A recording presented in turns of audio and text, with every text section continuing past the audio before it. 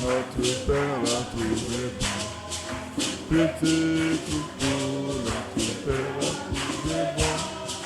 De nous donner le royaume, de nous donner le royaume des cieux. Petit coucou, notre Père, là,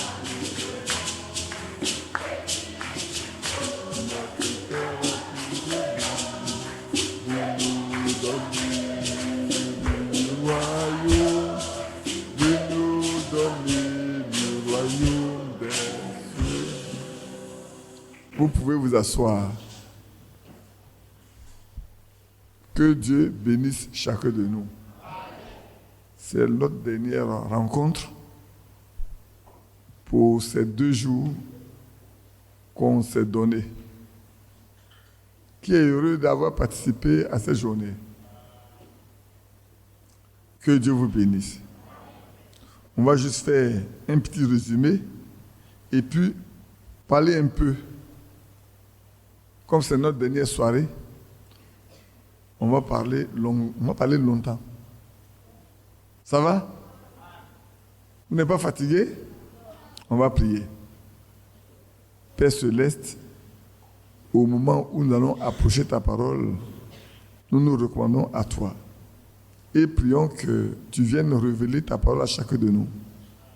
Donner selon les besoins de chacun, de sorte que quand le temps viendra de partir d'ici, nous puissions chercher à ruminer et à voir ce qui a été utile pour nous, pour la mettre en pratique.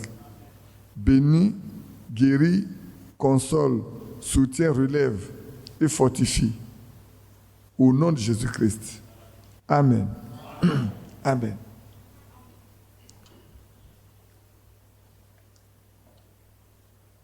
Que Dieu soit avec chacun de nous. Je crois que notre frère Api nous a parlé longuement en revenant sur ce qu'on avait dit l'année dernière, comment Dieu peut utiliser des enfants aussi. N'est-ce pas? Et comment nous devons obéir aux paroles, à la parole de Dieu.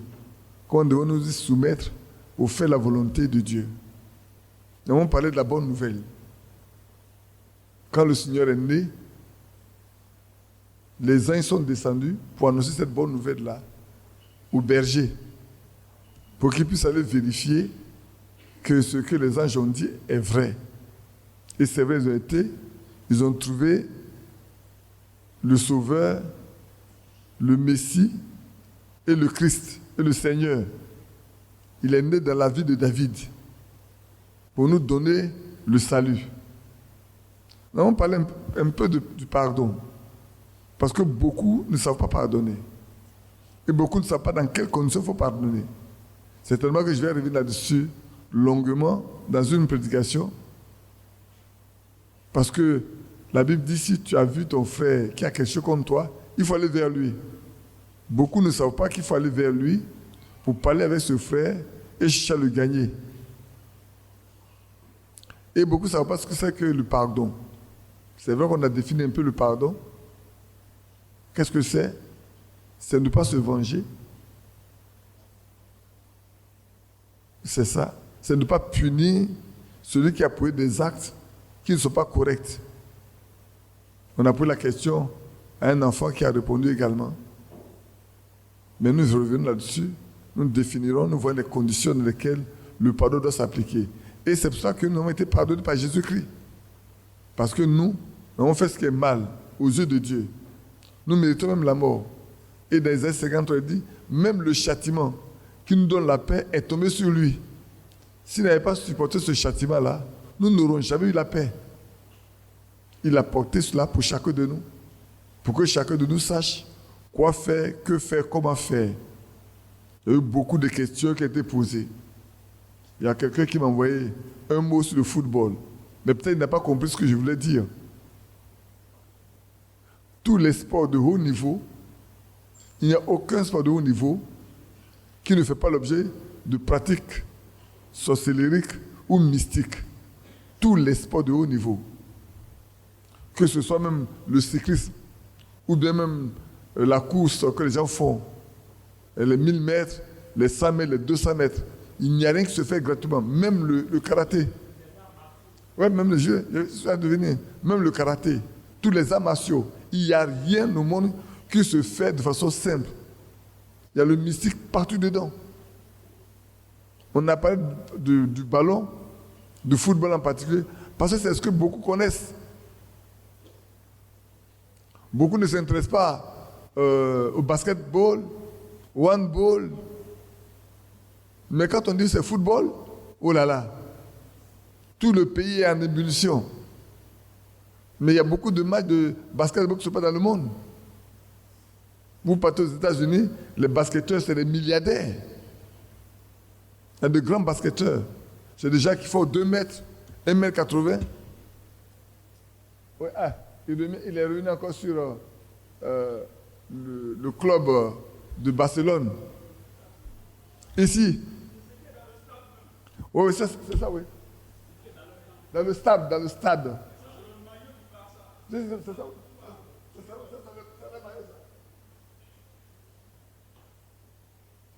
On a parlé du ballon en particulier parce que c'est ça qui coule au monde. Si on dit il y a Coupe du monde tout à l'heure, même les pasteurs, vous savez que même les pasteurs aujourd'hui organisent les matchs de football avec les membres de l'église. Les femmes, tout le monde va jouer au ballon. C'est la promiscuité.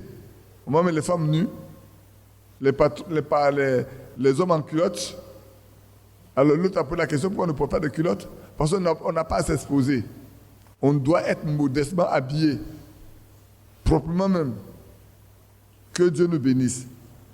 Maintenant, nous allons lire quelques versets bibliques qui concernent l'éducation, l'instruction des enfants. Alors, on va se lever pour lire notre premier verset. Allons dans Proverbe chapitre 6. Proverbe chapitre 22, verset 6. Proverbe chapitre 22, le verset 6. Mais on lira quelques versets en plus dedans après. On est prêt, on peut lire? Les enfants, soyez attentifs, hein? Ne discutez pas entre vous. Instruis l'enfant selon la voie qu'il doit suivre. Et quand il sera vieux, il ne s'en détournera pas. Seigneur, bénis la lecture de ta parole. Amen. Asseyez-vous. Voilà l'ordre précis que le Seigneur a donné. Instruis l'enfant selon la voie qu'il doit suivre. Et quand il sera vieux, il ne pourra pas s'en détourner. La fois dernière, je parlais d'un jeune homme dont le père et la mère ont été de vrais croyants qui ont tout fait pour leur fils, mais n'a pas cru. Jusqu'à ce que son père et sa mère partent dans l'au-delà. Ils ont passé le temps après pour lui, à chercher la face de Dieu pour lui, mais n'avaient pas cru de leur vivant. Et l'enfant est parti dans le monde. Mais c'est pour ça que j'ai dit aux pères, aux parents, amenez vos enfants à l'église avec vous. Montrez-leur votre foi.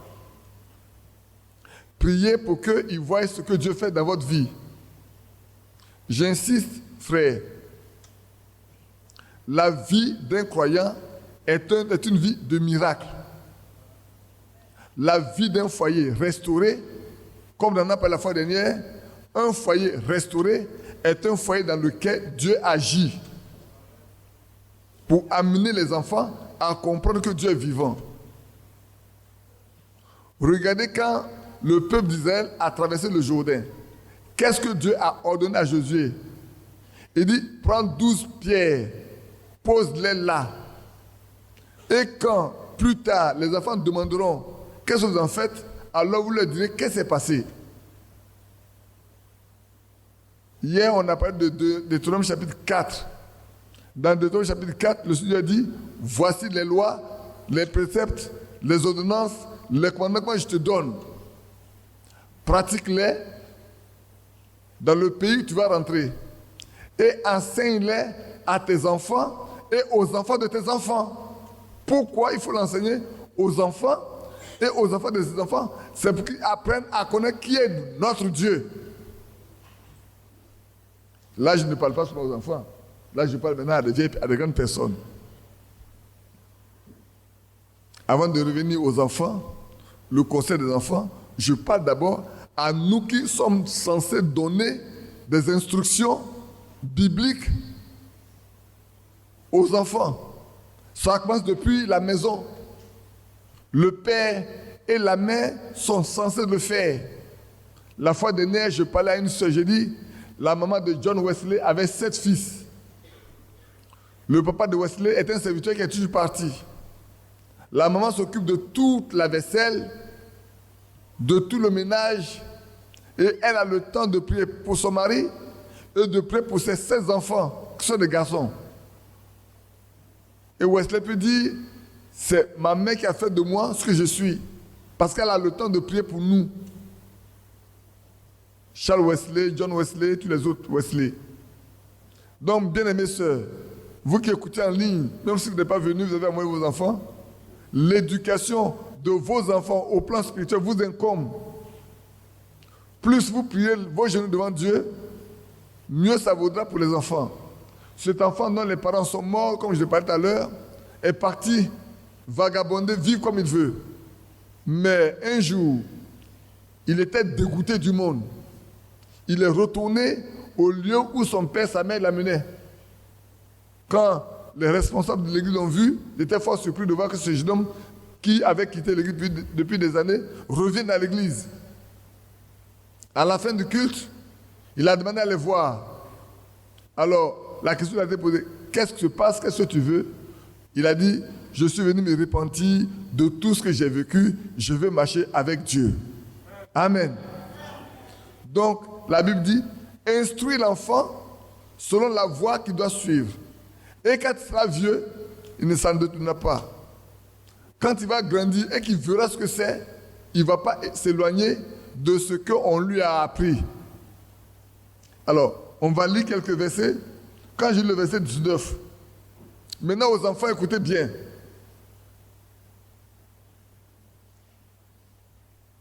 J'ai lu le verset 18, car il est bon que tu les gardes au-dedans de toi. Sinon, je peux commencer par le verset 17. Prête l'oreille et écoute les paroles des sages. Applique ton cœur à ma science. Les enfants, la Bible dit de prêter l'oreille et d'écouter les paroles des sages. Le seul vrai sage que nous connaissons, c'est le Dieu Tout-Puissant. C'est le plus grand sage. Amen. Donc, vous êtes tenus d'obéir strictement à la parole de Dieu que vos parents vous enseignent à la maison. Aux parents que vous écoutez quand vous partez à l'église. Ne partez pas à l'église en jouant. Ne partez pas à l'église en mangeant des chewing-gums ou en courant.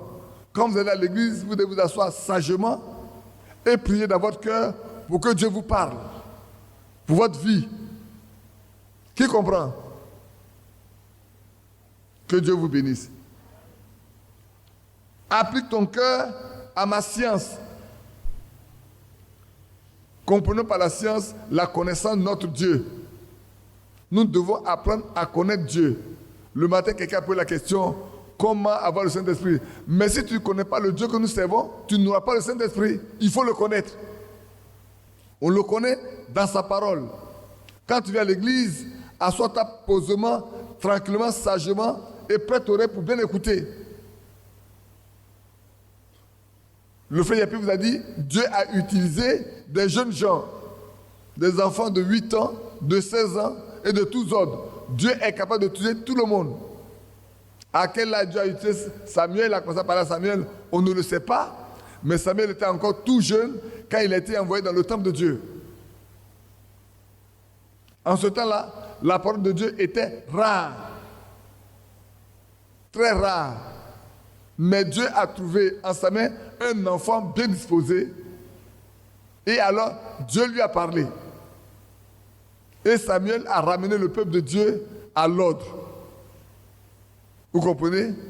Donc vous aussi, Dieu peut vous utiliser. Donc, ne vous préoccupez pas du ballon, des jeux. Demandez à vos parents de vous. Qui a une Bible?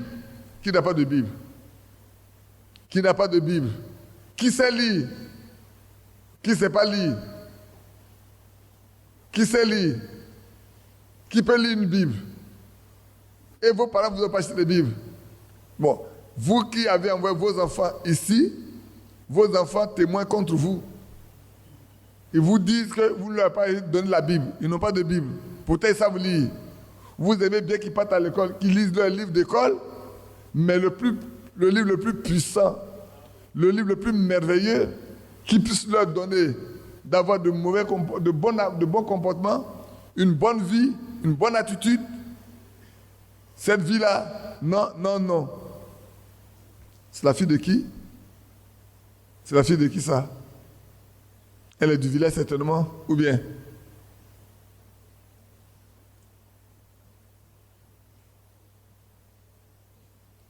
J'avais vu une jeune fille qui était assise ici, là. Où elle est passée? La petite fille, elle est passée où? Elle vient dans le bateau. Mais il est venu avec ses parents. Présentez-moi cet enfant ici. Envoie-moi l'enfant ici.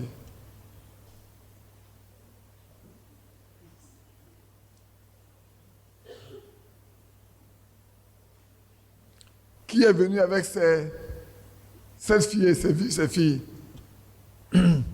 Viens, toi-même viens aussi. J'avais une jeune petite fille qui était assez très jolie, très belle. Où elle est passée? Ah, viens, viens.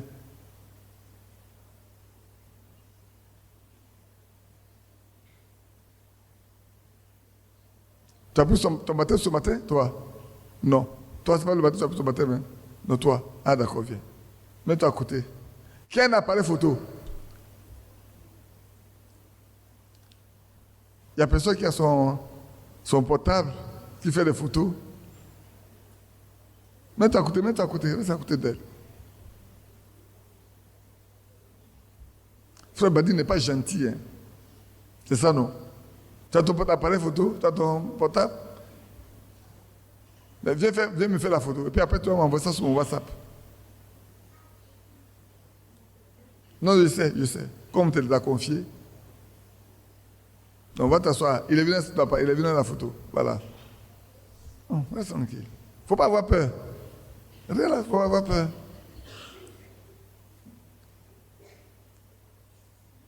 Regarde là, regarde dedans. Moi, j'ai la photo pour moi-même.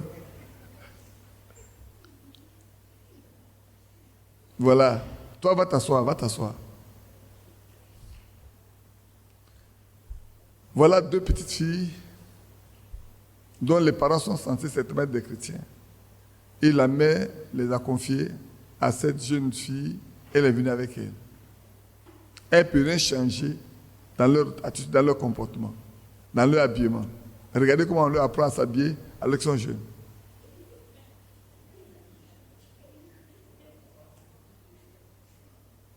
Et on les envoie pour qu'elles soient instruites dans les choses de Dieu. J'aurais aimé que les parents soient là pour qu'on éduque les parents, non pas eux. Vous voyez, non? Regardez les cheveux de la petite fille. On lui apprend à avoir 3 tons de cheveux.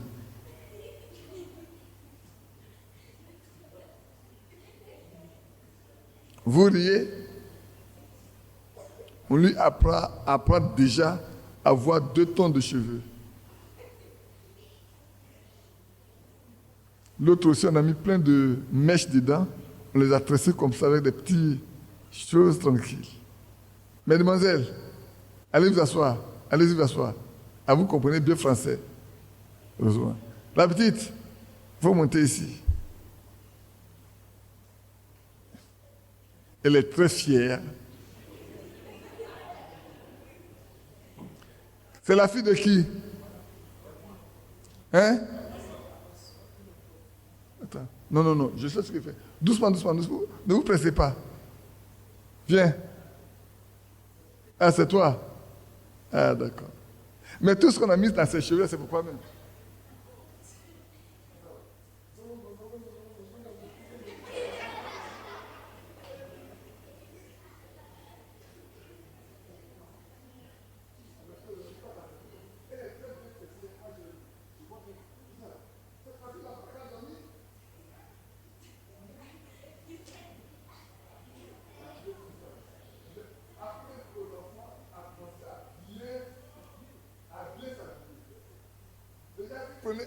si vous commencez avec ça dans ses cheveux, plus elle va chercher des choses, des vraies perles dans ses cheveux.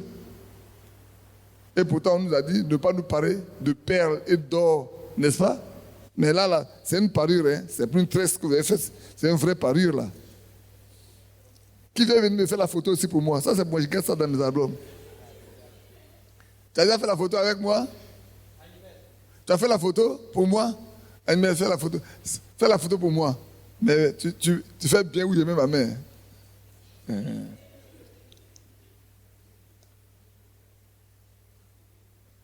Vous voyez, ce matin, un jeune m'a posé la question de savoir et les montres et puis les barrettes qu'on met dans les cheveux. J'ai essayé de répondre au mieux que j'ai pu, mais si on me posait la question, et cette jeune fille me l'amenait, j'allais dire quoi? Dites-moi, qu'est-ce que j'allais dire? Ma petite, va t'asseoir, que tu te bénisses, hein, c'est pas toi. C'est quelqu'un d'autre, c'est celui-là que je vais avoir, à qui j'aurai affaire après.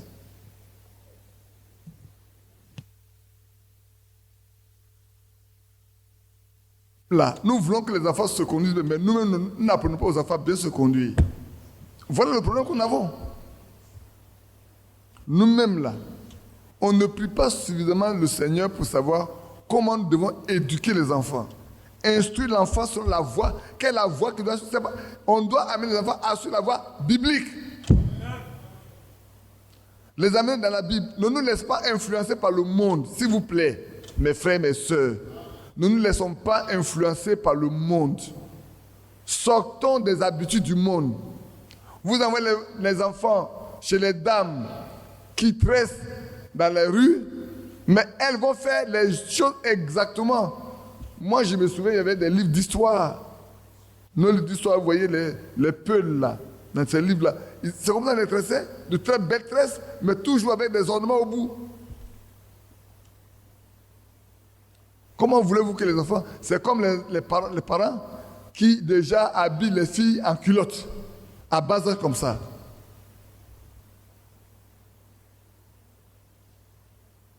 J'espère que ça ne se passe pas au milieu de nous. Donc, car il est bon que tu les gardes au-dedans de toi, enfant, et qu'elles soient toutes présentes sur tes lèvres. Un enfant qui ne connaît pas les Écritures, il ne peut pas les citer. Donc, à la maison, nous devons apprendre aux enfants à lire la Bible. Il faut qu'ils aient leur Bible. Moi, il y a des choses peut-être que je n'ai pas faites, mais il y a quelqu'un que je connais, le beau-frère de celui qui vit, Vincent, qui est assis là-bas, était un ami. On a marché ensemble. Mais voilà quelqu'un qui, le matin, fait les notes de prière. Et les enfants doivent apprendre à chanter correctement les cantiques. De ce qu'aujourd'hui, quand vous prenez Léon ou sa grande sœur et les autres, c'est des gens... C'est des enfants qui savent bien chanter les cantiques sur les airs de la foi. Parce que leur grand-père, lui-même, était maître de chœur, méthodiste. Aujourd'hui, si on ne met pas ces tableaux-là, les enfants ne sauront pas chanter les cantiques. Même nous les grands. Même nous les grands. Maintenant, je vais poser une question. Nous les grands, quels sont ceux qui sont venus avec leur livre de chant? Levez-vous. Où sont vos livres de chant? Voilà.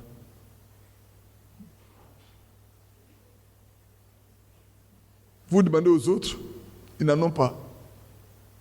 Même ma maison, je vois ma petite fille Justine assise là-bas. Je vais entonner un chant et je te demande de me chanter ça jusqu'au bout. Je ne vais pas chanter un chant, vous avez l'habitude de chanter là, asseyez-vous. C'est important, frères et sœurs. L'éducation doit commencer à la maison. Ici, on veut aider les enfants, c'est vrai, mais on n'a que 2 jours. 2 jours. Peut-être un temps faire une semaine pleine comme on le fait dans les camps avant, mais les enfants vont venir avec leurs parents. Comme ça, ce que les parents ne font pas à la maison, ils vont apprendre ici.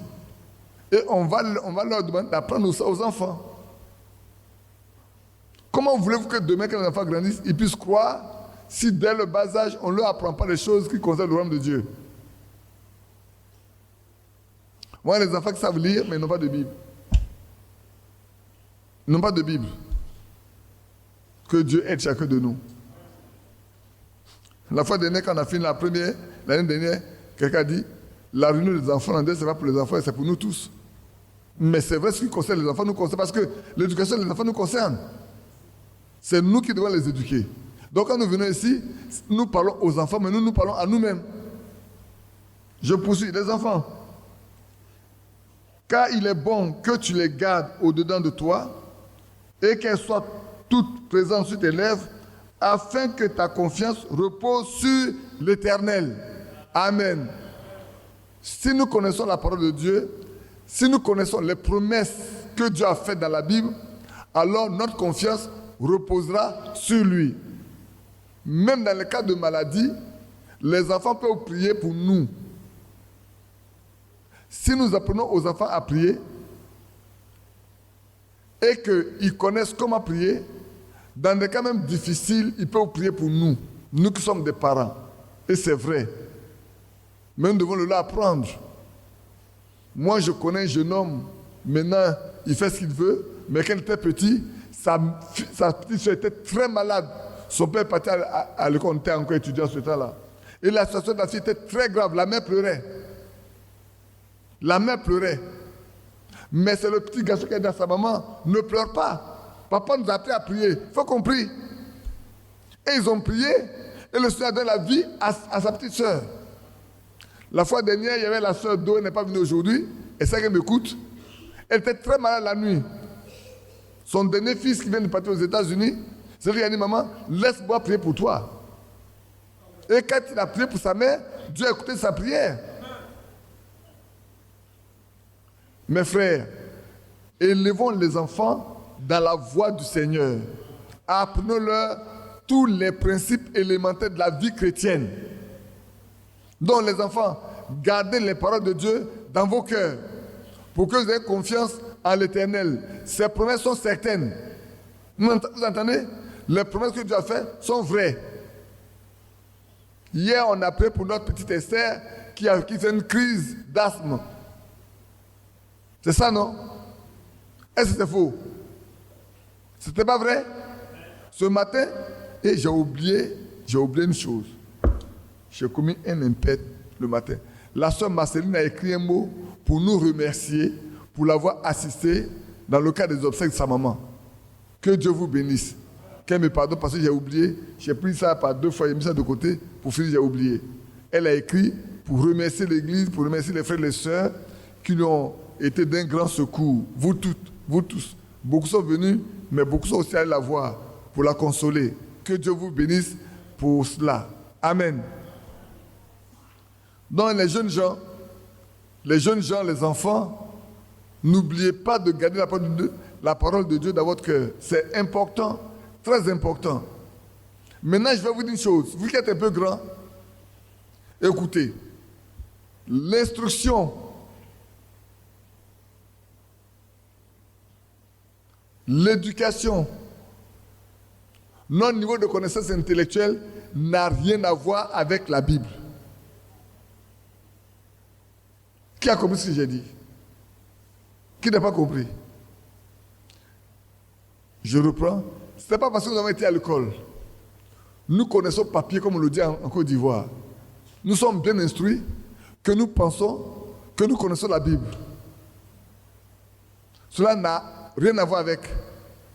Ici, c'est la puissance de Dieu ce qui prévaut. Le fait d'être parti à l'école, d'avoir des doctorats ou d'avoir des grands diplômes ne peut pas faire de vous un serviteur de Dieu. C'est faux. Sinon, Pierre, ce n'est pas un serviteur de Dieu. L'apôtre, il est écrit dans la Bible que l'apôtre Pierre était un pêcheur. Il aimait bien pêcher les poissons, parce que c'est son métier. Il y a des gens qui n'étaient que laboureurs. Ils ne partaient pas à l'école. Vous prenez Élisée, où Élie l'a appris, il était en train de labourer un champ avec des paires de bœufs. Et Élie est parti mettre le manteau sur lui, parce que Dieu a dit son nom. Bien-aimés frères, sachez-le. Et ça, le bien-aimé frère Favre, nous, quand nous étions étudiants, il nous a dit, mes enfants, prenez garde. Ne pensez pas que parce que vous êtes à l'université, que alors vous allez connaître les choses bibliques. C'est faux. La preuve en est que, regardez, dans l'Église catholique, il y a des grands hommes. C'est faux? Qui sait qu'il y a des grands hommes chez les catholiques? Ils ont fait de grands diplômes et tout. Mais quant à ce qui concerne la connaissance de Dieu, c'est zéro. Dans le village ici, tous les prêtres catholiques ne veulent pas parler de Dieu avec nous. Ils ne veulent pas lire la Bible avec nous. Parce qu'ils savent qu'ils ne peuvent pas venir devant nous pour parler de la Bible. Pas parce que nous sommes intelligents, mais ils savent que l'Esprit de Dieu est avec nous. C'est ça qui fait la différence. Faites en sorte que Dieu marche avec vous, ça fait la différence. Amen. On continue.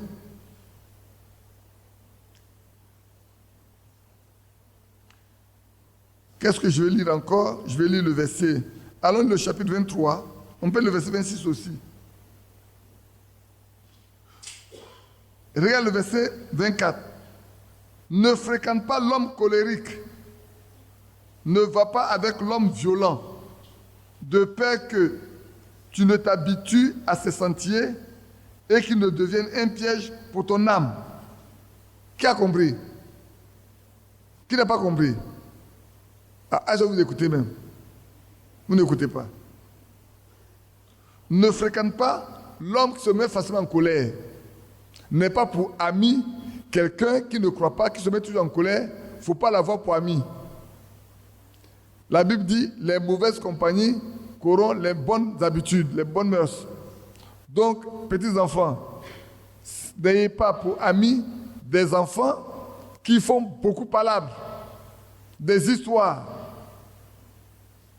de peur que pour finir, vous aussi, vous ne venez à imiter l'habitude de faire.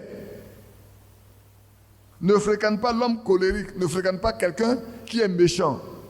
Ne marche pas avec quelqu'un qui est méchant. De peur que tu prennes l'habitude de faire comme lui. C'est bien compris maintenant? Ah, ou bien, c'est pas compris encore? C'est pas compris encore, non? Qui n'a pas compris? Toi, tu n'as pas compris. Est-ce que tu écoutes, mais tu n'écoutes pas? Qui a compris au moins? Donc, n'ayez pas pour camarades, n'ayez pas pour amis des personnes, des jeunes gens comme vous, qui font beaucoup d'histoires aux autres, qui se fâchent vite, qui peuvent même blesser les autres, qui aiment se venger, qui ne savent pas pardonner. Moi, il m'a fait ça là, je ne vais pas lui pardonner. La Bible dit, nous devons pardonner à tous, parce que sinon nous ne sommes pas pardonnés non plus. De peur que tu t'habitues et que cela devienne un piège pour toi. Si tu t'habitues à ça, cela devient un piège pour toi. Donc, nous les enfants, nous ne devons pas avoir des amis comme des hommes qui sont toujours en colère, qui se fâchent rapidement, qui font parler. Nous ne devons pas les avoir pour les amis. De peur que nous ne prenons leur habitude, nous faisons comme eux. Et puis toi, tu es un enseignant, il faut me dire si mon langage est trop élevé, il faut me dire comment il faut parler pour qu'ils comprennent. Toi, tu as pris ton temps à enseigner les primériens et tu sais comment redresser les choses. Lisons dans Proverbe 23. Proverbe chapitre 23, le verset 1 au verset 3. Ici, on parle de manger, de comment se tenir devant quelqu'un qui est grand et puis manger avec lui. Je vais vous donner un exemple simple. Écoutez bien. Ce que je vous dis, c'est des choses que nous avons vécues, que nous avons connues. Malheureusement, Joseph n'est pas là. Qui avait une fois participé aux conventions qui avaient lieu à Kaganyanze, à Dabou? Parmi vous? Personne. Alors, je vais commencer par... Comment? Oui, lui n'est pas là. Je vais commencer par ce qui s'est passé un jour dans la maison de frère Barélier. Frère Balilier, à Lausanne, avait reçu un certain groupe de frères.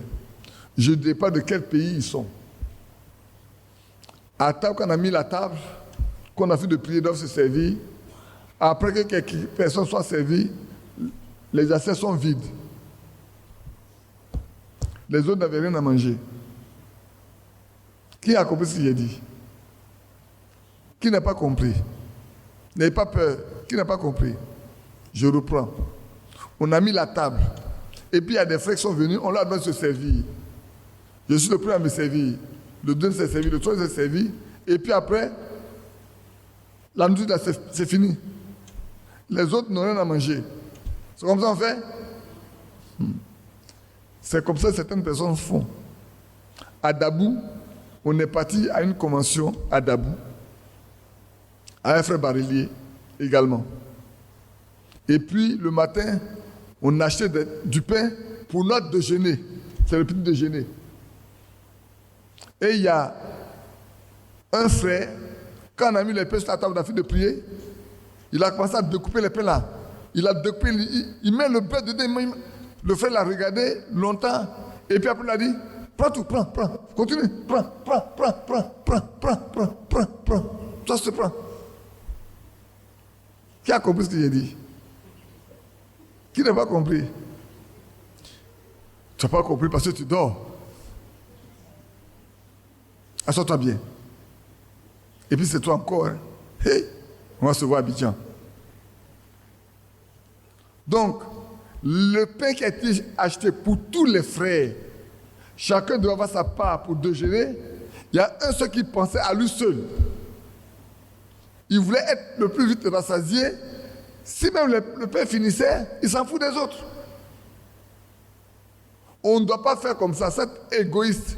Ne sois pas égoïste. C'est pour ça qu'ici dit, maintenant écoutez bien, je lis le verset, chapitre 23, le verset 1. Si tu es à table avec un grand, fais attention à ce qui est devant toi. Enfant, quand vous serez à table avec papa, avec maman, et puis avec les amis de papa ou les amis de maman qui viennent à table, ce qui est devant toi là, il faut faire attention. Laisse papa et maman te servir. Et frère, éduquons nos enfants dans ce sens. De peur que notre mauvais témoignage ne parte dehors. Et je parle à ceux qui sont grands également, qui peuvent se servir, pour lesquels les parents n'ont pas besoin de faire le service, eux ils peuvent se servir, qu'ils fassent attention. Vous pouvez partir à l'étranger, on vous invite à une table à la table, faites attention, ne vous précipitez pas pour prendre les plus gros morceaux. Je vais vous raconter une affaire profane, mais j'étais témoin. C'était des vacances, on est parti dans un village ébrié de Benjerville. Tu connais mon ami André, sa mère était mariée là, et on est parti. Et les gens sont partis à la pêche. Ils ont attrapé de gros poissons. Et alors ils ont donné ça aux dames qui ont fait une bonne sauce avec un attiqué rouge approprié. Pour ceux qui connaissent bien la sauce, avec le poisson frais avec l'attiqué approprié là, ils savent bien. Et quand on a fait la table, vous savez quand on dit la table, c'est pas comme nous on met la table, sur la terre on met le repas. Tout le monde s'assied autour avec sa cuillère puis on mange ensemble. Il y a un jeune homme qui a dit, mais on va manger, on va manger. Vraiment, on va manger aujourd'hui, on va manger. Vous savez ce qui est arrivé à cet enfant? Il n'a pas mangé du tout. Il a pris ce bouchée d'attiqué, il n'a plus rien mangé jusqu'à ce que le plat finisse. Il y a un vieux sorcier qui était autour de la table. Quand l'enfant a pris cette bouchée d'attiqué là, c'est calé dans sa gorge. Jusqu'à ce qu'on ait fini de manger, il ne sait pas s'il faut le faire descendre, il faut le vomir, il ne peut pas. Quand on a fini de manger, la bouchée est descendue. Le vieux lui a dit, tu vas manger encore demain.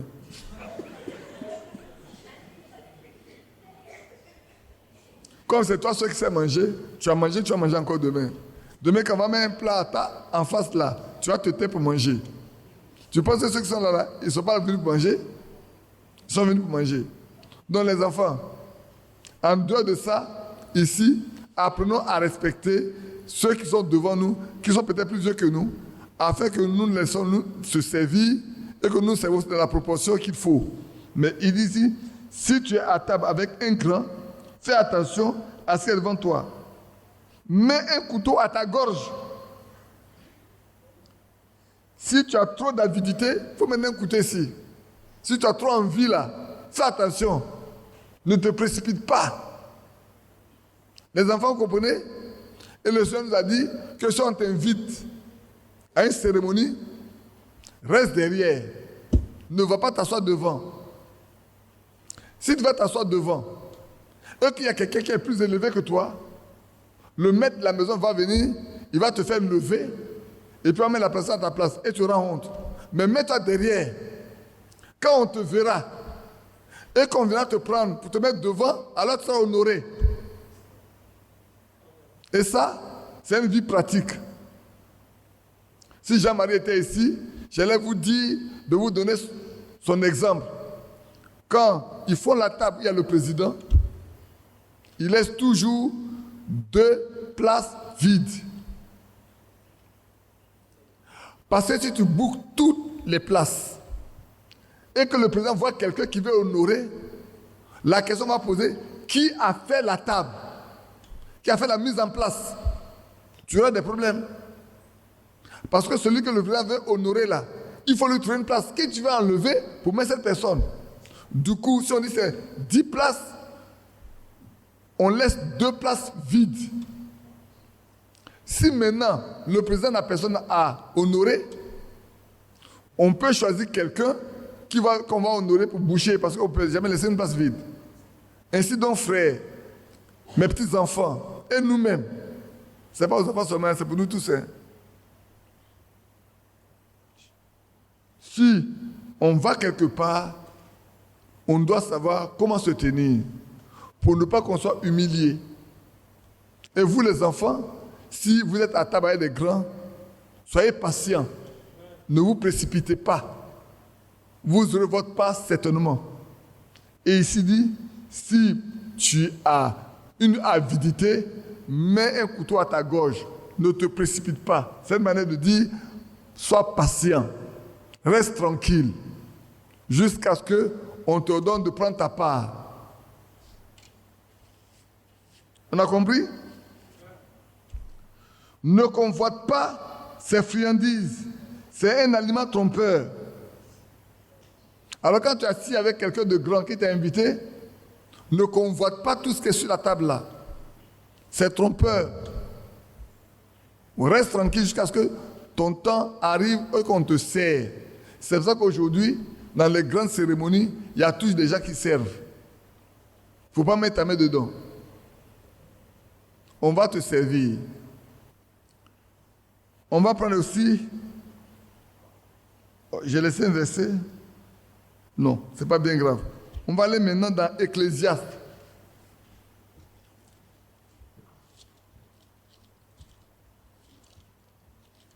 Allons dans Ecclésiaste.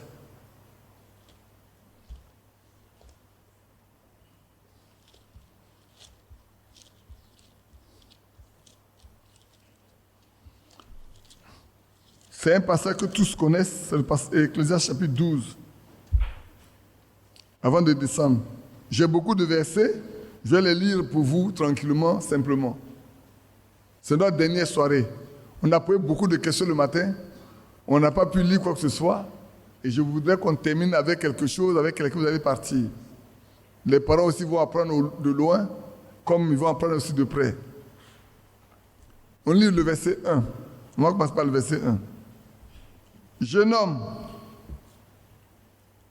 réjouis-toi dans ta jeunesse. Livre ton cœur à la joie pendant les jours de ta jeunesse. Marche dans les voies de ton cœur et sur les regards de tes yeux.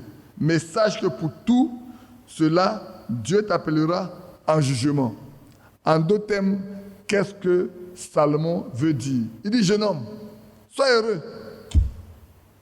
Parce que c'est ce que fait la jeunesse. Quand on est jeune, Là, je regarde mes jeunes filles, mes jeunes garçons qui ont atteint un certain âge. Quand on a 12, 15, 13, 14, 16 ans, on dit qu'on est déjà grand ou grande. Papa et maman fatiguent trop les gens. N'est-ce pas? Non, papa et maman fatiguent. Pourquoi nos cabas peuvent faire ceci et nous, on nous empêche de faire cela? Pourquoi nos amis peuvent porter des pantalons et nous, on ne veut pas qu'on porte pantalons? Pourquoi nos amis peuvent porter des habits un peu sexy et puis nous, là, chaque jour, on ne veut pas qu'on fasse comme ça? La Bible dit, si tu veux, fais ce que tu veux. Ce qui te plaît, fais là, fais ça. Mais il ne faut pas oublier que quand tu as fait ça, il faut t'attendre à ce que Dieu te juge. Que tu répondes de tes actes devant Dieu. Il y a les jeunes filles qui souvent ont deux types d'habits dans leur sac en allant à l'école. Ou quand papa, maman leur donne un peu d'argent, ils achètent des habits qu'ils laissent chez leurs camarades. Quand papa et maman ne sont pas là, ils peuvent porter ces habits-là pour faire comme leurs camarades. Et au moment de venir à la maison, ils changent pour leurs habits normalement pour venir à la maison. Maintenant, je vais vous poser une question. De qui avez-vous peur le plus? Mes jeunes filles, mes jeunes gens, pas les plus petits, mais vous, toi, de qui as le plus peur, toi? Toi qui as pris ton baptême ce matin. Oui? De Dieu, tu es sûr que tu as plus peur de Dieu? Tu te caches pas pour faire des choses? Tu te caches pour faire certaines choses, non? Quand papa n'est pas là, quand maman n'est pas là, tu te caches un peu pour faire certaines choses. C'est faux? Ça arrive, non? Ah! Donc tu n'as pas plus peur de Dieu que de maman et de papa. Parce que si tu as peur de Dieu et de Dieu plus que de papa et de maman, tu ne te cacheras pas. Parce que la Bible dit, partout où tu es là, le Seigneur te voit. Même tes pensées, il les connaît. Donc, tous les actes que tu poses là, le Seigneur les a. Même si papa, maman ne l'a pas vu, Dieu l'a vu. C'est lui qui va te demander de venir répondre de tes actes. Il va te juger pour tes actes. Et c'est ce qu'on a lu ici dit. Mais sache que pour tout ce que tu feras, Dieu t'appellera en jugement. Qui veut affronter Dieu? Ah bon, heureusement, tu es très intelligent. Ça fait comme ça, c'est descendu. Personne, sauf les insensés qui disent que Dieu n'existe pas, peuvent faire ce qu'ils veulent. Mais vous, les enfants, sachez que le Dieu que nous savons, il est vrai. Il existe. Et il connaît tout. Il sait tout. Il voit tout. Il entend tout. C'est ça que nous devons le craindre. Parce qu'il va nous amener un jugement pour tout ce que nous faisons. Alors prenons garde. Et puis,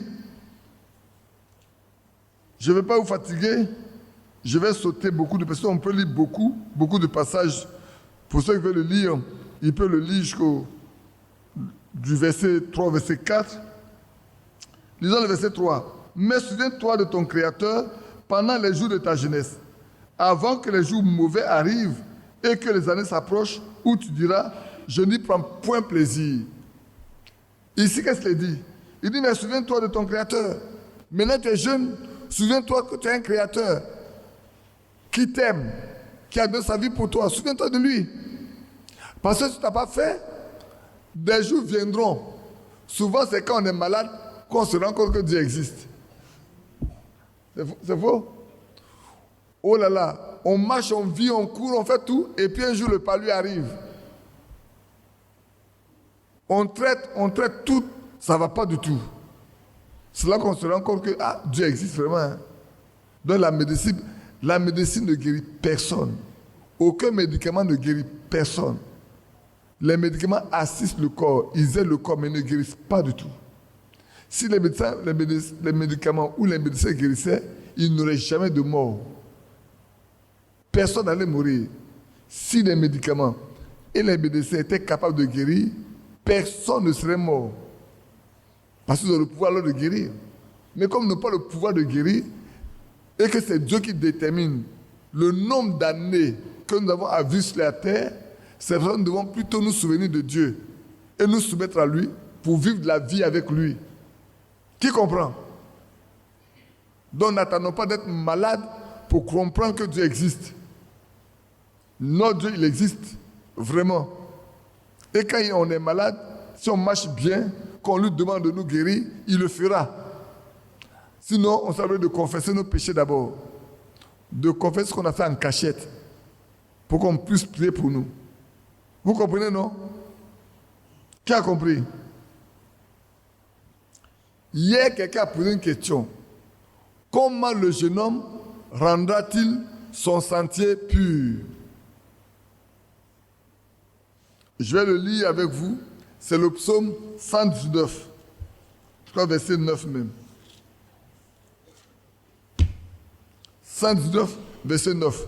Il est écrit, comment le jeune homme rendra-t-il pur son sentier? Comment tu veux que ton chemin soit pur? Comment tu veux que l'on se rende compte que ce que tu feras est correct devant Dieu? La Bible dit, en se dirigeant d'après la parole de Dieu. Jeunes gens, jeunes filles, si vous voulez plaire à Dieu dans tout ce que vous faites, il y a un seul moyen. L'unique moyen que Dieu nous a donné, c'est l'observation de sa parole. Observons les commandements de Dieu, vivons selon les commandements de Dieu, pratiquons ce que Dieu nous ordonne, et alors nous serons bénis. Qui comprend? Donc les enfants, là je vais devenir pratique. Je disais, les blancs n'aiment pas ça, mais je le dis quand même. Si maman nous demande de laver l'assiette, on doit laver les assiettes. Qui refuse souvent de laver les assiettes de maman? Ah, toi, tu refuses de laver souvent les assiettes de maman. Ah, tu ne fais pas bien. Et lui aussi, voilà un autre aussi. Et il refuse de laver les assiettes de maman. Maman est occupée, dit venez laver les assiettes. Ils ne veulent pas. Je vais vous dire une chose. Là aussi, c'est une réalité. Vous savez, nous qui sommes en Côte d'Ivoire ici, quand nos parents sont un peu aisés, ils travaillent, ils ont un peu d'argent, ils prennent des personnes qu'on appelle des domestiques sujets à la maison, des bonnes, qui font le travail. C'est pas vrai? C'est ça, non? Est-ce que c'est pas vrai? Normalement, il n'est pas entendu. Hein. C'est vrai, non? De sorte que souvent, quand on a des domestiques à la maison, on ne demande pas aux enfants de faire des travaux. Je me trompe? Leurs habits sont lavés tranquillement et repassés par le domestique ou la domestique. Le repas est préparé. Souvent, même maman ne prépare rien. Quand on arrive du travail, tout est préparé. J'ai toujours dit aux femmes, avant que vous ne passiez à table, quand vous êtes venu travailler, si le repas est fait, allez-y voir d'abord ce qu'il y a sur la table. Sinon, arrangez-vous à préparer ce que votre mari doit manger. Vos sœurs qui quittent ici pour aller en Europe, demandez-leur comment ça se passe. Ils n'ont pas les moyens d'avoir des domestiques. Du coup, même monsieur se trouve dans la cuisine, souvent en train de préparer. Les enfants sont en train de se trouver, de faire le nettoyage de la maison. Je vous le dis, et c'est vrai. Tous ceux qui avant ne travaillaient pas sont maintenant obligés d'apprendre à travailler. Parce que si vous ne le faites pas, personne ne viendra le faire pour vous. Votre maison va être sale. Même si vous avez les machines à laver, les machines à sécher, il faut que tu mets les habits dans la machine. Les machines vont les laver. Les machines ne vont pas les sortir pour les mettre dans la machine à sécher. Il faut que tu les mettes dans la machine à sécher. Quand c'est fini, la machine ne va pas les repasser. Il faut les prendre pour les repasser. Il faut cirer le plancher. Il faut nettoyer les vitres. Il faut nettoyer la voiture. Il faut aller au marché faire les achats. Venir les préparer pour les mettre dans le congélateur ou dans le frigidaire. Si vous n'avez pas appris ça avant et que l'occasion vous est donnée d'aller dans ces pays, vous souffrirez. Donc apprenons dès maintenant nos enfants à travailler. Apprenons dès maintenant à faire ces choses, s'il vous plaît.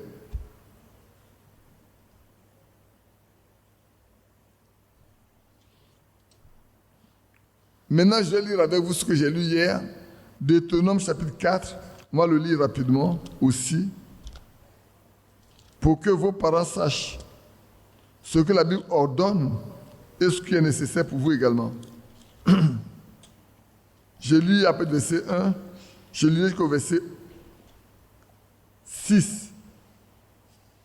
Après, je lis le chapitre 15, le chapitre 5, le verset 16. Et puis on va passer dans le Nouveau Testament rapidement, voir quelques éléments dans le Nouveau Testament.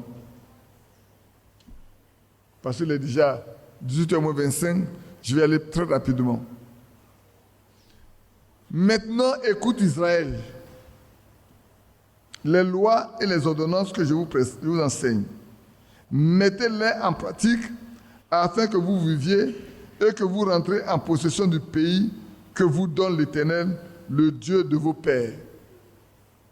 Ici, il est recommandé à nous tous de vivre la parole de Dieu, de la mettre en pratique. Et il continue, vous n'ajouterez rien, vous ne retrancherez rien, mais vous observerez les commandements de l'Éternel, votre Dieu, tels que je vous les ai prescrits. Et dans Apocalypse également, le Seigneur dit, on ne doit rien ajouter, on ne doit rien retrancher. Vos yeux ont vu ce que l'Éternel a fait à l'occasion de Baal-Péor. L'Éternel, ton Dieu, a détruit du milieu de toi tous ceux qui étaient allés après Baal-Péor. Frères, élevons nos enfants sur la Bible, de peur que demain, ils ne soient détruits par le même Dieu. Moi, à la maison, j'aime dire aux enfants ceci. Sachez une chose. Si nous servons le même Dieu que celui qui était avec Moïse dans le désert, si nous servons le même Dieu que celui qui était avec les apôtres dans le Nouveau Testament, alors sachez que ce qui a été fait au temps de Moïse peut nous arriver aussi. Au temps de Moïse, tous ceux qui n'ont pas cru Dieu sont morts dans le désert. Vous pouvez le lire dans 1 Corinthiens 10. Tous les incrédules sont morts à cause de leur désobéissance et de leur incrédulité. Et c'est de ça que le Seigneur parlait ici, en disant que tout ce qui a été fait par Baal-Péor, ils sont tous morts. Donc, apprenons nos enfants à craindre Dieu. Vous vous souvenez de ce qui s'est passé avec Aaron? Les deux fils d'Aaron qui ont envoyé un feu étranger sur l'autel. Ils sont tombés morts sur le coup. Il a même été interdit à Aaron de les pleurer et de les enterrer. Frère, notre Dieu est un Dieu jaloux. Donc apprenons à observer ses commandements et à le craindre. Je poursuis. Verset 4. Et vous qui êtes attachés à l'Éternel, votre Dieu, vous êtes aujourd'hui vivants. Et c'est vrai. Et c'est vrai. Au temps d'apôtre Pierre, au niveau des apôtres, quand Ananias et Saphira ont menti au Saint-Esprit, les deux sont morts. Ils ont été frappés et sont morts à cause de leur mensonge. Donc, si à cause d'un mensonge, deux sont morts, à cause du mensonge, beaucoup aussi peuvent mourir. D'accord? Les enfants, est-ce que vous comprenez ce que j'ai dit? Qui a compris? Bon. Voici, je vous ai enseigné des lois, des ordonnances, comme l'Éternel mon Dieu me l'a commandé. Les enfants, ce que nous vous lisons là, c'est ce que Dieu nous a demandé de faire que nous faisons. Nous devons vous apprendre ce que Dieu nous a appris. Pour qu'en grandissant, vous faites comme nous. Donc, on a reçu de Dieu les commandements, les préceptes et les ordonnances, on les met en pratique. Allons le verset 6 pour aller rapidement. Vous les observerez, vous les mettrez en pratique, car ce sera pour vous votre sagesse et votre intelligence. Mais je vais aller un peu plus loin. Vous l'avez dit, voilà. Allons au verset 10. Souviens-toi du jour où tu te présentas devant l'Éternel, ton Dieu, à Horeb, lorsque l'Éternel me dit, assemble auprès de moi le peuple, je veux leur faire entendre mes paroles, afin qu'ils apprennent à me craindre tout le temps qu'ils vivront sur la terre, afin qu'ils les enseignent à leurs enfants, et quelque part il a dit, aux enfants de leurs enfants aussi. Bien-aimés, si on est croyant, si nous sommes des croyants, et que nous connaissons la parole de Dieu, il est de notre devoir de l'enseigner à nos enfants, et même aux enfants de nos enfants, nos petits-enfants Nemo. Nous devons leur enseigner cela. Je crois que c'est pour cela qu'on envoie les enfants ici. Donne-moi ton bic. Donne-moi ton bic. Donne-moi ton bic. Toi et moi, on se connaît bien, c'est ça, non? Voilà. Merci, ma fille chérie. Voilà. Tu laisses ton sac et puis tu écoutes.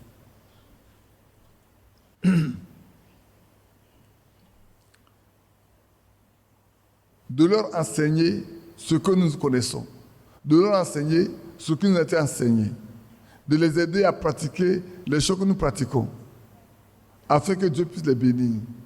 Le temps passe tellement vite que je vais aller très rapidement pour regarder quelques écritures. Sinon, même quand je vous les donnerai, vous les parents qui n'êtes pas venus, qui écoutez en ligne, revoyez ces écritures avec vos enfants après. Je sais que ce sont les enfants qui ne peuvent pas tenir au-delà de 30 minutes. On fait un effort pour les pousser. Sinon, après, c'est vraiment du jeu pour eux. Alors, parents, notez Éphésiens chapitre 6. Le verset 1, verset 3. Mais ça, je le lis aussi aux enfants. Et puis, je demandais de continuer. Le verset 11 et 17 à 17. Éphésiens chapitre 6, verset 1 au verset 3 et le verset 11 au verset 17. Je ne veux pas fatiguer les enfants, mais ça, ils me rendent compte qu'ils sont déjà fatigués. Enfant, qui est enfant ici? Moi, je suis enfant. Hein? Je suis un enfant, non? Mais j'ai une mère. Mon papa n'est plus là, mais maman est vivante, donc je suis un enfant. Pour ma maman, je suis un enfant. Donc, elle a mangé les deux, on dirait là, non? Donc, voilà ce qu'on nous dit. Nous, les enfants, voilà ce qu'on nous dit. Enfants, obéissez à vos parents. Qui dit Amen? Amen. Amen. Nous devons obéir à ce que nos parents nous disent. Enfants, on va répéter ensemble. Enfants, obéissez. Mettez ça, voilà. Et lisez ça, je vais voir. Enfants, obéissez à vos parents, selon le Seigneur, car cela est juste. Amen. Amen. Hey, petit. Car cela est juste.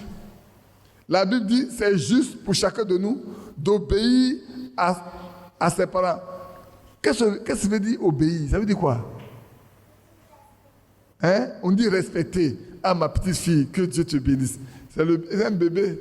Elle dit obéir, c'est respecter. Oui, obéir, c'est faire ce qu'on nous demande de faire. Vous avez compris, non? C'est faire ce qu'on nous demande de faire. C'est accomplir les choses qu'on nous demande d'accomplir. On comprend? Quand on dit obéissons, est-ce que tu obéis? Oui. On dit reste tranquille, j'obéis. J'ai obéi, non? Mon maître m'a dit, monsieur m'a dit, restez tranquille. Ne bougez pas. Si je ne bouge pas, reste tranquille, j'obéis. Quand papa dit, voilà comment on fait les choses de Dieu, on fait. Il dit, on va chanter des cantiques. On ne rit pas. On doit chanter les cantiques sans rire. On obéit. Donc les enfants, nous devons obéir aux commandements qu'on nous donne à la maison. Si maman nous dit de faire une chose, nous devons obéir en le faisant. Si papa nous dit de faire une chose, on doit le faire. Maintenant, il y a une question qui va m'être posée. Et si notre papa n'est pas converti? C'est ça, non? Maintenant, si je suis un croyant, je suis un chrétien, j'ai pris mon baptême, que je vais obéir à Dieu, si mon père n'est pas chrétien et qu'il me dit de faire une chose qui n'est pas biblique, je ne le fais pas. Je dois obéir à Dieu. C'est comme les jeunes filles. C'est grâce que je vais dire, mais je le dis quand même. Il y a des jeunes filles dont les parents ne sont pas des croyants. Ils poussent les jeunes filles à se prostituer. Tu ne dois pas le faire. Tu es une chrétienne, tu ne peux pas te prostituer. Si pour savoir te mettre dehors, accepte de porter ta croix. Mais ne te pourris pas.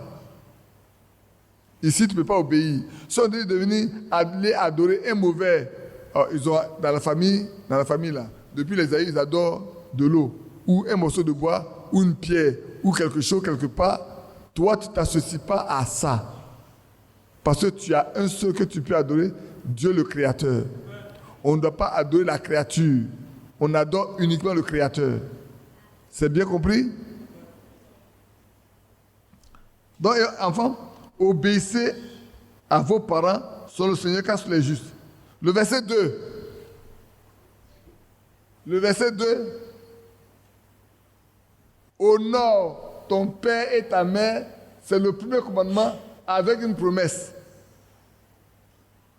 Il faut honorer le père. Il y a des gens qui, quand ils réussissent, ils ne s'occupent plus des parents. Ils oublient leurs parents. Ils ne mettent plus leurs parents en honneur. Ils laissent leurs parents dans la pauvreté, comment on appelle ça? Dans l'indigence. On doit pouvoir nous occuper de nos parents. Chers bien-aimés frères, si nos parents sont encore en vie, n'attendons pas d'être riches pour prendre soin d'eux. Prenons soin d'eux avec le peu que nous avons. La fois donné Jésus à quelqu'un, pour les enfants qui sont encore au bas âge, ils ne comprennent pas ce que je dis. Pour ceux qui sont au bas âge, ils ne comprennent pas ce que je dis. Mais pour ceux qui sont un peu avancés, j'ai dit à quelqu'un, dans la classification que tu fais, quand tu as ton salaire du mois, Dieu est le premier, tu paies ta dîme. Le deuxième, mets de côté ce que tu dois donner à ton père et à ta mère pour qu'ils vivent. Et toi, tu viens en troisième position avec tes parents. Parce que la Bible dit, si tu le fais, Dieu va te bénir. Tu paies ta dîme, Dieu va te bénir. Tu honores ton père et ta mère, Dieu va te bénir. Et la bénédiction qui vient te permet de vivre longtemps. Qui a compris? Souvent, on est tellement chargé que Dieu me passe en troisième position. Que Dieu nous aide à ce qu'il soit toujours le premier. Vous savez que l'État se met en première position, non, sur nos salaires, non? L'État est en première position sur nos salaires. Parce que dès qu'on a nos salaires, on nous coupe l'impôt pour l'État déjà. Avant qu'on ne reçoive notre salaire, l'État là, on a payé pour lui. Parce qu'on ne compte pas Dieu. Mais nous, comme nous considérons que Dieu est le premier, dès qu'on reçoit pour nous, on enlève pour Dieu d'abord. Si on a déjà enlevé l'État, on enlève pour Dieu, et puis ensuite, on passe à nos parents et à nous-mêmes. Dieu nous bénira. Ce que je vous dis, pratiquez-le, vous verrez que je n'ai pas tort. Je vous dis des choses qu'on a pratiquées et pour lesquelles Dieu a honoré sa parole. Vous le faites, Dieu va honorer sa parole envers vous. Je ne vais pas vous garder longtemps, hein. Je vais aller un peu rapidement comme ça. Afin que, le verset 3,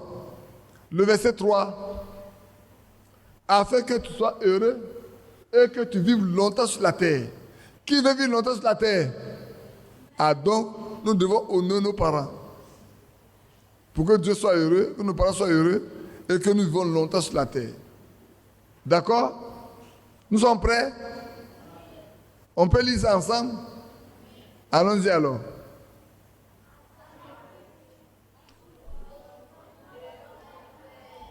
Je ne l'attends pas. On lit bien?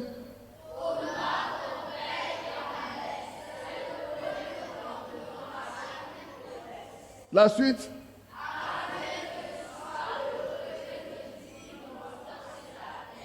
Ne récitez pas ça seulement. Hein. Pratiquez ça toujours. Même quand vous êtes enfant, la maman dit levez assiette là. Levez assiette là. Hein. Parce que vous voulez ce qu'on peut vous demander. Allez, balayez la chambre. Vous avez fait votre lit. Tu t'es réveillé là, tu as fait ta natte. Tu as fait ton lit. Il y en a qui ne savent pas faire leur lit.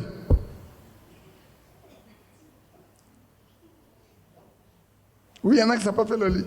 Mais le dos, il ne savent pas faire. Balayer la chambre, il ne savent pas balayer sa chambre. Vous devez apprendre à balayer vos chambres. À balayer le salon. À nettoyer la table. Vous devez l'apprendre. On est d'accord? Moi, je suis ici pour vous apprendre. Est-ce qu'on est d'accord, oui ou non? Voilà. Moi, je suis ici pour vous apprendre ce qui est bien selon la parole de Dieu. Et qu'arrivé à la maison, si je pose la question à votre papa ou à votre maman, on puisse me dire, oui, ce qu'il vous a appris là, il pratique ça à la maison. On est d'accord, non? On est d'accord? Bon, je vais lire encore un passage. Oh, laissez-moi voir le verset 11. Non. Ça, on peut le lire, mais c'est trop long. Allons lire. Et vous, les parents, à la maison, lisez le verset 11, le verset 17 avec eux et expliquez-leur ce que ça veut dire. Prenons Colossiens chapitre 3. Et puis après ça, je pense que je peux laisser les autres tomber. Il y a encore beaucoup de passages. Ou bien je vais retourner dans le Proverbe pour lire quelque chose et puis je laisse le reste. Ça c'est bon. Colossiens chapitre 3. Colossiens 3. Laissez-moi regarder. Colossiens chapitre 3. Le verset 20 à 21. Là, je lis pour les parents aussi. Enfants, obéissez en toutes choses à vos parents. Cela est agréable au Seigneur. On écrit ça pour nous. Voilà. Qui veut lire pour moi? Non, nous tous, on va lire ensemble. Les dit quoi? On dit quoi?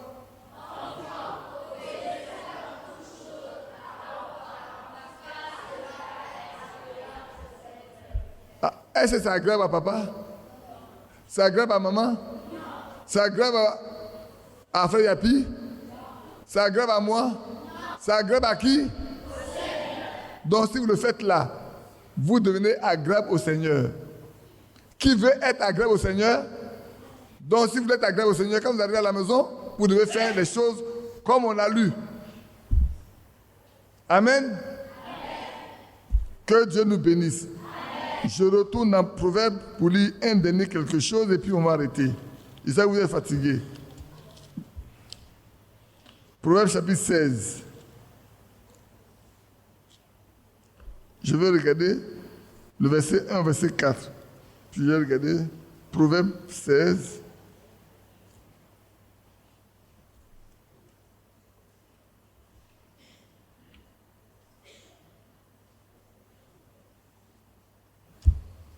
Les projets que forme le cœur dépendent de l'homme, mais la réponse que donne la bouche vient de l'Éternel. Toutes les voies de l'homme sont pures à ses yeux, mais celui qui pèse les esprits, c'est l'Éternel. Je pense que ça, c'est trop lourd pour les enfants. Je voulais m'arrêter là.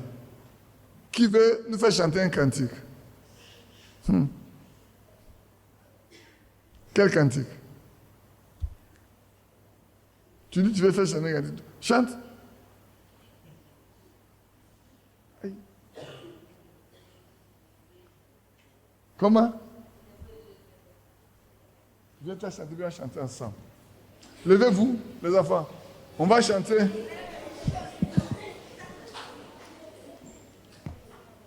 Vas-y. Il est beau de louer l'Éternel et de célébrer ton nom au Très-Haut, d'annoncer le matin ta bonté et ta fidélité pendant les nuits. Il est Il est beau de louer l'Éternel et de célébrer ton nom au Très-Haut, d'annoncer le matin ta bonté et ta fidélité pendant les nuits. Oh, qu'il est beau, Il est beau de louer l'Éternel et de célébrer ton nom au Très-Haut, d'annoncer le matin ta bonté et ta fidélité pendant les nuits. Honneur à l'agneau, alléluia. Honneur à l'agneau, alléluia. Honneur à l'agneau, alléluia. Honneur à l'agneau, alléluia. Puissance à Jésus, alléluia. puissance à Jésus, Alléluia. puissance à Jésus, alléluia. Puissance à Jésus, alléluia. Amen. Qui est content? Que Dieu vous bénisse. On va prier ensemble et puis le frère Allemand va nous faire chanter 2 cantiques. On va prier d'abord. Priez ensemble. Bien-aimé Père Céleste, nous sommes au terme de ces 2 jours. Nous avons amené ces enfants progressivement à connaître tes lois. Ils avaient beaucoup de questions dans leur cœur. Ils les ont posées au mieux de notre connaissance. Nous avons cherché à répondre à ces questions pour les aider à éviter les pièges qui sont dans ce monde et qui veulent nous emporter loin de toi. Ce soir, alors que nous sommes au terme, prions pour eux. Nous les recommandons à ta grâce. Bénis-les, garde-les, fortifie-les, donne-leur un cœur obéissant, comme tu l'as fait pour Moïse. Donne-leur un cœur soumis, comme tu l'as fait pour Samuel. Notre Dieu, un cœur comme tu l'as fait pour Jérémie, pour Ézéchiel, pour les 3 amis de Daniel et Daniel lui-même. Seigneur, ce sont des enfants intelligents et sages dans les choses qui concernent le royaume de Dieu. Et que Père, ils ne s'intéressent pas aux choses du monde, mais plutôt aux choses qui concernent le royaume de Dieu, pour pouvoir te plaire tous les jours de leur vie. Bénis-les, fortifie-les, et qu'ils réussissent aussi à l'école, à la maison, qu'ils obéissent à leurs parents, qu'ils se soumettent à leurs parents. À l'école, qu'ils obéissent à leurs maîtres, qu'ils soient sages et intelligents pour remporter des prix, de grands prix, afin que les parents soient honorés. Gloire, honneur, louange à toi. Fortifie-les, garde-les. Si la maladie vient, que tu les délivres de la maladie. Que rien ne vienne les détourner de ta main. Tu nous as donné de les instruire selon la voie qu'ils doivent suivre, afin que, grandissant, ils ne s'en détournent pas. Garde-les dans le creux de tes mains, au nom de Jésus-Christ. Amen. Amen. Amen.